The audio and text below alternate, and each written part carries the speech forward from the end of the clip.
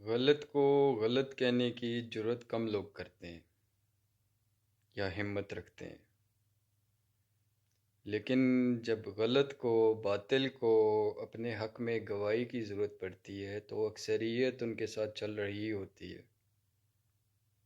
اکثریت اس چیز میں مبتلا ہے کہ جس نے غلط کو غلط کہنا چھوڑ دیا ہے، اور اکثریت نے اس باطل کے عمل کو اپنی زندگیوں کا حصہ بنا لیا ہے اور ترجیحات میں شامل کر لیا ہے۔ لیکن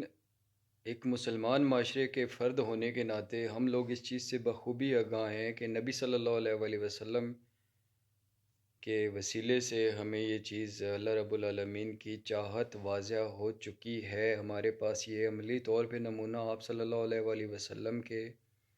اسوہ حسنہ کی صورت میں بھی موجود ہے، اور آپ صلی اللہ علیہ وآلہ وسلم کے فرمان مبارک کی صورت میں بھی موجود ہے کہ ایمان کے 3 درجے ہیں۔ پہلا درجہ جو ہے کہ غلط کو اپنے ہاتھ سے روکو، دوسرا درجہ ہے غلط کو زبان سے برا بھلا کہو، اور تیسرا درجہ ہے کہ غلط کو اپنے دل میں برا کہو۔ تو جب ہم معاشرے میں تیسرا درجہ بھی استعمال کر رہے ہوتے ہیں، دل میں برا کہہ رہے ہوتے ہیں، جان رہے ہوتے ہیں اپنے من اندر، تو تب بھی جو اکثریت ہے وہ باطل کی طرف نہیں جا سکتی جب تک ہم ایمان کے تیسرے درجے کا استعمال کر رہے ہوتے ہیں۔ اور جب ہم ان تینوں درجوں سے دور چلے جاتے ہیں، اپنی ذاتی نفع نقصان کو اپنی زندگیوں کا حصہ بنا لیتے ہیں، اور قبر کی جو رحمتیں ہیں، نعمتیں ہیں، ان سے غافل ہو کے جب فیصلے لیتے ہیں دنیاوی زندگی کے حق میں، تو ہم لوگ پھر غلط کو غلط کہنے کی جرات کھو دیتے ہیں، اور اکثریت غلط اور باطل کے ساتھ چل رہی ہوتی ہے۔ صرف اور صرف وہ پنجابی میں کہتے ہیں نا کہ کہاوت ہے، ایک مشہور کہاوت ہے کہ اپنے پائے گوشتے واسطے اگلے نہیں مجھ مار چھوڑنا۔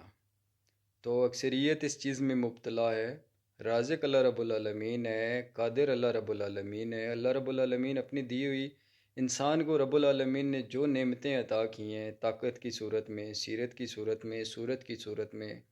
کسی بھی صورت میں، تو اللہ رب العالمین ان تمام اختیارات اور نعمتوں اور طاقت پہ قدرت رکھنے والا ہے۔ اور زندگی کا کیا پتہ ہے، ایک لمحے کا بھی انسان کو نہیں پتہ کہ انسان کے اگلے لمحے کیا ہونے والا ہے۔ شاید جینا ہے یا اللہ رب العالمین کے روبرو پیش ہو جانا ہے۔ تو میرے پیارے ہم وطنوں، دوستوں، بہنوں، بھائیوں، بزرگوں، جہاں تک میری یہ درخواست پہنچ رہی ہے کہ ہم لوگوں پہ لازم ہے کہ ہم لوگ ایمان کے ان تینوں درجوں سے آشنا ہوں اور ان کے مطابق اپنی زندگی کے فیصلے کریں۔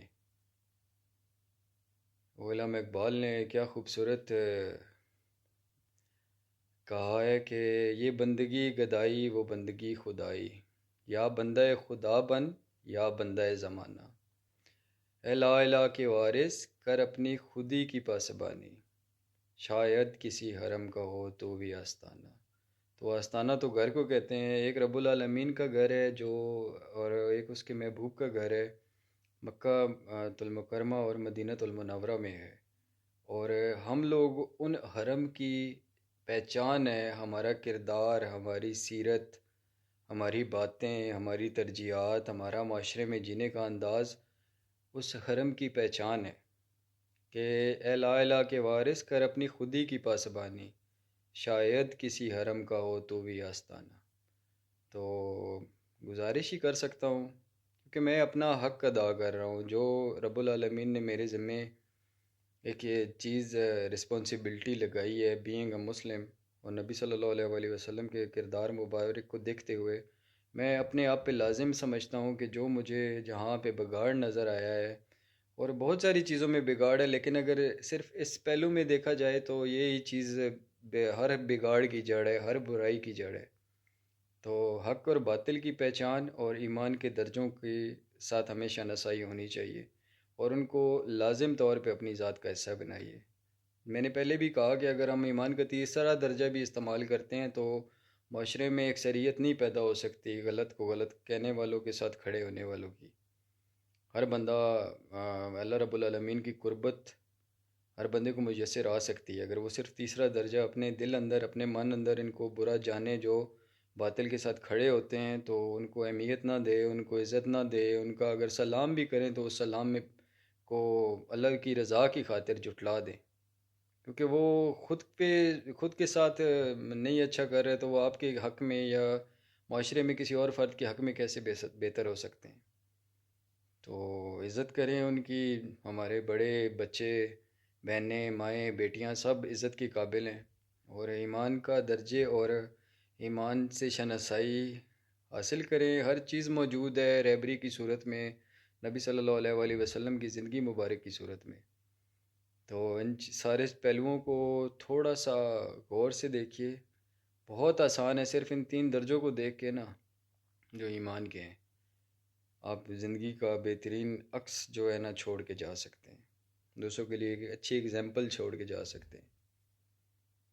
پاکستان زندہ باد، عمران خان زندہ باد، اسلام زندہ باد، لا الہ الا اللہ محمد الرسول اللہ کے جتنے بھی وارث ہیں سب زندہ باد۔ اللہ رب العالمین کل کو اپنے ایمان میں رکھے اور ہر ایک کو اپنی قربت عطا کرے۔ جزاک اللہ خیر۔